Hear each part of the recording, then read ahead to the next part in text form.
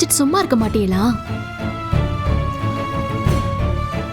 யாராவது இந்த விஷயத்துல அப்பா பேச்சுக்கு எதிராக பேசுனீங்க, அப்புறம் நானே சும்மா இருக்க மாட்டேன். இதை சொல்லிட்டாருல அப்பா புள்ள. கொஞ்சம் பேசாம இருங்க.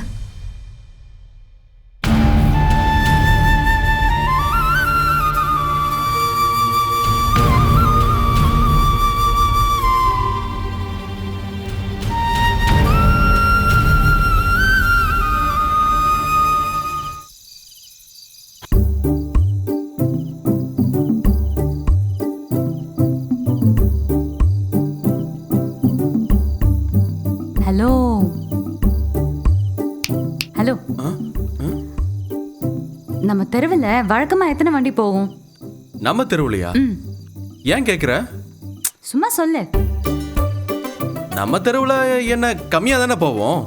ஆ, கம்மியா வண்டி போற நம்ம தெருவிலேயே 12 பைக்கு, 3 காரு, 2 ஆட்டோ, ஒரு சைக்கிள்னு போயிடுச்சு நீ யோசிக்க ஆரம்பிச்சதுல இருந்து.